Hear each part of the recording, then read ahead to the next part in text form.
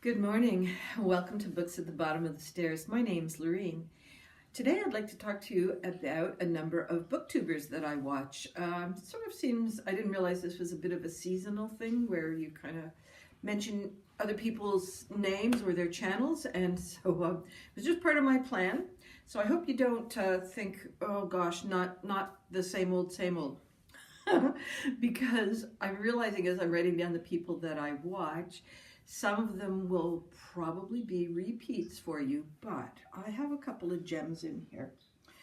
And what has happened overly, this is my third year of doing, I'm headed into my fourth year of doing this, and my choices of booktubers to watch has changed dramatically. There were at least three that I used to watch that really went over onto the Patreon side of things, and so what I would see as a non-Patreon would be the teasers to get into Patreon. And I can understand that. That's a business model for them, so I could understand the method.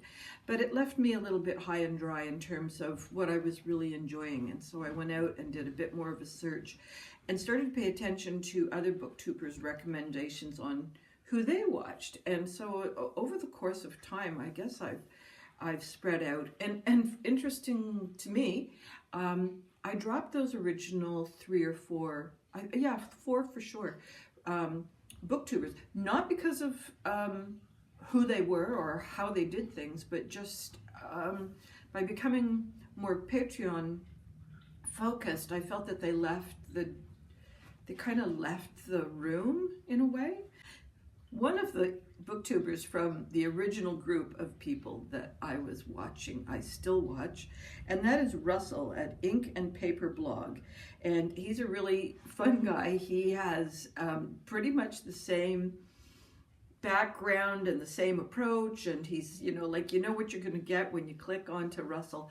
But he's got an energy when he's speaking, and he quite often brings forward new releases, and he has a fairly wide range of new releases that he's mentioning. So there's sci-fi on occasion, fantasy, a couple of, more than sci-fi, but he's also pretty good on contemporary new releases, and he's eclectic. He has, I think what he wants and what he's looking for most often is a human connection.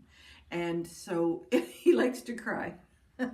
So when he recommends a book, it's been an emotional journey for him, and I really enjoy the perspective that he brings to the books that he has actually read. The books that he's recommending, because he gets publishers' advance copies, and he recommends them mostly based on he's either read the author before or they're just a reliable publishing company. So I feel that whenever he makes a recommendation, he really stands behind what he is recommending, even if he hasn't read it. And I think he struggles from the same thing as it's difficult to have a new book read for every video that you publish. So he's lucky in that he's got a couple of publishers that he's working with. Now he's about to move, so he has warned us that things might get a little bit scattered in the near future while he makes the adjustment. However, he's got a great backlist of things, and so you can keep yourself busy there for quite a while. He'll still be putting things out, but I'm just not sure where it's all going in terms of timing and frequency and so on. Okay, another one from back in the good old days is her title is Msreadsalot, and that's all together. I'll put all these down in the doobly-doo below. And that's Sandy. And Sandy is working on an interesting project that, to me, it's a little bit like watching a barbecue go wrong. You just go, ooh, I think you have those coals too hot, and that's gonna burst any second now. She has 1,001 books that she wants to read, and comes out of a book that's published like that. And she's really trekking her way down through think she's somewhere around 800. And every year she picks 52 books from that list that she's going to read. And at the same time, sometimes those books can work for other challenges. She quite often participates in Mystery Madness or Shorty September or whatever turns her crank, and then she's often got buddy reads going. So not only is she reading these 1001 books, she's also reading, she loves good hiking books, good nature books, mysteries on occasion, and sometimes she'll read from just current releases, what's kind of trending. But she's got a great persona, and she's just very involved in what she's reading. And for me, the 1001 books that she's reading, I can't say that I would ever pick up more than 10% of them. Oh, that's 11 o'clock. Do you know where your birdie is? So another one that I have watched and have sort of the new generation for me, that's not the right words either, the new group of people that I am watching and have been consistently enjoying. And one of them is Joleen at Bookworm Adventure Girl. She highlights Canadian reads, but also nonfiction, contemporary things. She does a lot with Booker prizes and other kind of prize lists. She's good with, I think unlike a lot of other booktubers, she does author interviews. She just, people come to Calgary, and I think through the Calgary Library Association and so on, she's quite often able to engage with authors who are on tour. So she's had some really interesting authors come her way. I think most of them are Canadian, but I can't categorically say that it's 100% Canadian content because I know that it's not. Anyway, she's quite good, and she has 1,500 or more books on her to be read. And I'm like also watching that and just thinking, I don't know if that can be done, especially because she likes to buy new books. So I'm not sure she's ever really going to crack the 1,500 mark. I think if she does, I might just even fly out to Calgary and have a drink with her. Okay, another one I really enjoy and have been watching on and off for a couple of years and have really become attached to is Tristan and the Classics. So Tristan is the reader, video guy, and he definitely focuses on classics, but it's not just the 1800s. He's got quite a wide range of classics, and on occasion we'll do other European classics. He's based in England. He might do classics from around the world. But what I like about him is he kind of segues off into things like, he's got a little series going right now as to what makes a classic. So the last one was talking about style, and the style, he used 5 different books ranging from older to fairly contemporary, giving examples of what style was, then a couple of examples of what style shouldn't be. And he's done this in other ways. He's the one who gave the clue about reading 12 books a day if you want to get through a big book. He kind of segues off. He also has a Patreon book club where they're reading, I'm not sure how they vote by it, but I think that it's members driven. And as I think I've mentioned before, I've either read the books or I don't want to read them because I've already decided that, or I'm just not interested. Yeah, I'm not sure what the third reason is. Anyways, I really enjoy him, and plus the other thing I like about him is that he speaks intelligently. And sometimes you can get a booktuber who's just really nice and friendly and cheerful, and you just are happy to be there, but you're not getting much beyond, oh, I really like this, you'll like it too, kind of thing. Which brings me to Spinster's Library with Claudia. Claudia also features classics. She's a real Jane Austen fan, but she does another wide range of classics. She will do, which is fun, is she will do things like look for vintage covers and then maybe compare all the Mr. Darcy's across the history of book covers, and it's comical. She'll do maybe the book covers of, what's another one that's kind of juicy? Lady Shatterley's Lover, for instance, and you'll get all the bosoms to just a book cover that's squares. And so she's got some interesting dialogue going on around that. So she's got a good sense of humor, and she can take you kind of off to the left side a little bit with how she's approaching her books.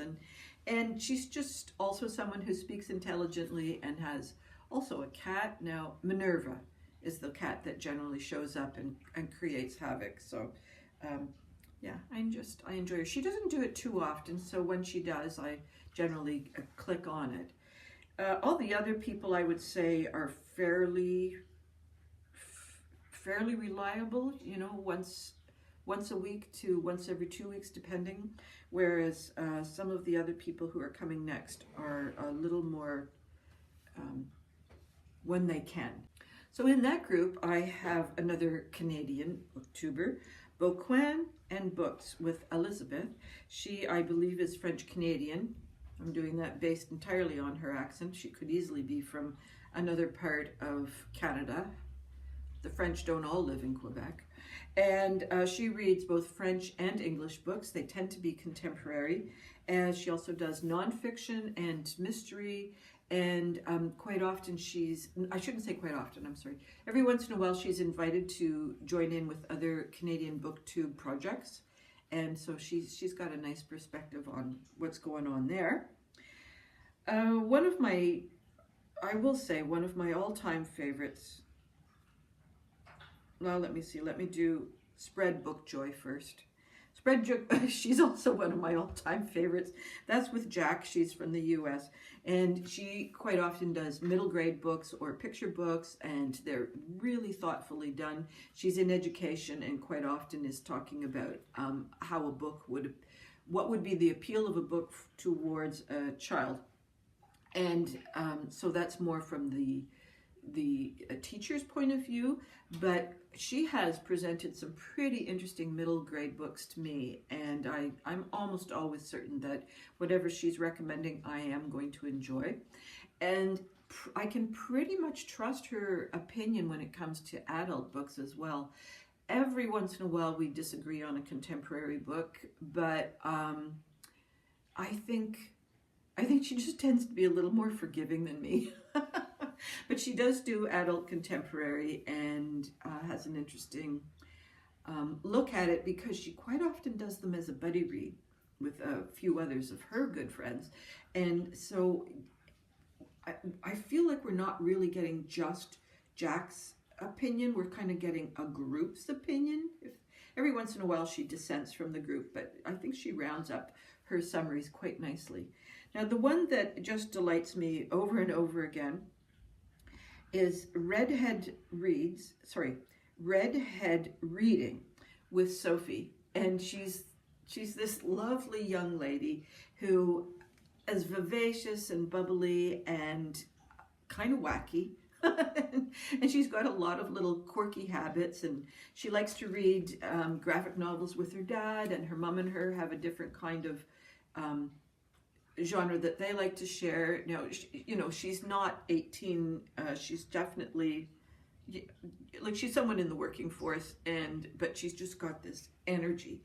Her boyfriend is Welsh, and so she participates in the Welsh month.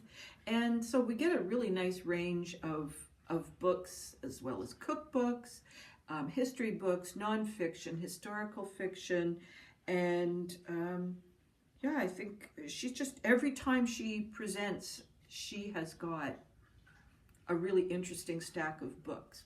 And one of the things that I don't get from Redhead Reading, which I love, is rarely do I get a pack of books that she's going to read. If she's going to do that, and she says, you know, I'm going to read this for the Welsh book month, she reads them. So some of the other booktubers out there in the world will present a book of recommendations, and then you never see them again. You have no idea whether they were actually any good or not. So Sophie follows through, and I really enjoy that. And also, every once in a while, she too wears a tiara, although hers is made up of flowers. It's so cute. And the one I'm going to end with is very new to me. I think I discovered it, let's just say in November. It's called A Moment of Wonder, and the booktuber's name is Nessa. It's presented entirely in silence, and it's so beautifully filmed.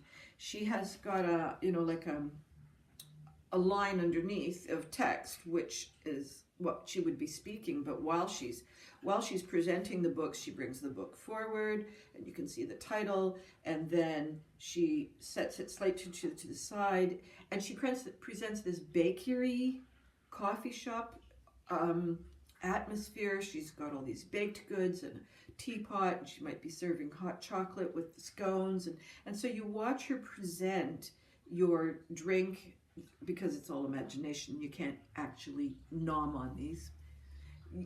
She presents the drink, and then she presents the baked good with a little bit of sugar on top, or a little bit of maple syrup. And she does that for the book that is on the counter. And she does an average of 5 to 6 books, and they're all themed.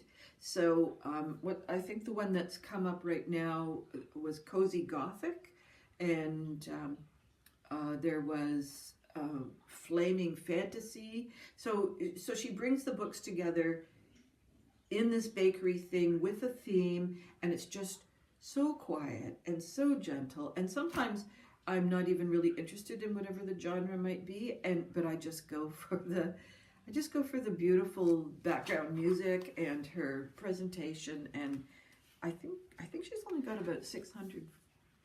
Not sure. I meant to look at her numbers. But anyway, she's really delightful, and it's so nice to see these books presented without a lot of chatter. So here you get chatter, there you don't get chatter. I think that is it for the people that I wanted to mention this time. I hope you enjoy them. I will put the information below down in the doobly-doo, and that might mean that this video gets up a little bit later, because life is still kind of crazy. These flowers, Cheryl and I came back from, she had to go for one of those pre-op cancer, the conversation that you don't really want to hear. So we decided to stop in at a flower shop, and we thought it would just be a quick in and out. Took ages, because the florist really started to talk to us. We had this 30-minute long conversation, and out of it we got this beautiful, beautiful apricot rose. Is that apricot? Well, it's gold now. It's kind of lost some of its apricotiness. It's so pretty. And I picked up some freesias, so it was well worth the visit. And the other thing I wanted to tell you about is my, what do I call it? 1015 tip, for those of you who are also struggling with the dark days of this time of year. It's something Steve and I came up with a few years ago, and where we would get a little bit frustrated at the state of things around the house, and it's just like, if you could take an extra 15 seconds, what could you accomplish? And so initially it was like a challenge, like, what can I get done in 15 seconds? And then I realized quite a lot. So I counted, when I was a kid, we used to use the 1,000, how did that go? 1,000 tugboats, 2,000 tugboats, and that's how you counted if you were going to play Canadian football before you could snap the ball. I don't know if that's true, but that's what we did, and therefore it's more true than anybody else's story. But anyhow, so now I count 1,001, 1,002, and I've got my beady eyes on something. So today I took a wet washcloth, and in 15 seconds I managed to wipe down the shelf in the bathroom, in the back of the toilet, and the little statue that was there. It was amazing, because I go back into the bathroom and everything's kind of tidy all of a sudden. Not necessarily clean, but less dusty. And then I went into the bedroom, and it was the same thing, and I'm going, oh, there's a lot of 15-second jobs in here, and I went for the 2 sweaters on my chair. That meant that I could then put another piece of laundry away and my tote bag into the closet, and within 15 seconds I had cleared the bed, cleared the chair, and was able to close the closet door. just by putting those little things away. So that's my tip for this time of year. And if you've taken the tip for the, the bright colored nail polish on your toes, you could do it barefoot. And then that would really spark your day. Today we have got a boil water advisory going on, and we've also got a warning about pipes freezing. So the city very cleverly did not solve a repair that they needed to do back in the summer that has to do with the chlorine in the water, and so they had to shut the power off and to get this water going. Anyways, we now have a day advisory until the chlorine is like fully back into the system. But at the same time, we've got these freezing pipes alerts going on because the polar vortex that we've been waiting for a week has finally arrived, and it looks like it's going to be kind of grim. So I've got 4 shirts on and 2 pairs of socks and a pair of slippers, and we're just starting to kind of draw towards the fireplace and make like a nice warm stewy type thing. I don't think our pipes will freeze, but we have had that happen before. It's like, it doesn't matter, all the precautions in the world, it's not going to prevent those accidents. And I know it's going to be bad because all the windows have got Jack Frost. The sun is out, so most of them have melted, but I woke up in the morning and all the north-facing windows and west-facing windows had Jack Frost on, which is beautiful, but also, like, find your extra sweater information. I hope all your reading dreams and adventures continue to come true, and I will see you next week, and I hope by then I will have finally finished a book. Bye-bye for now.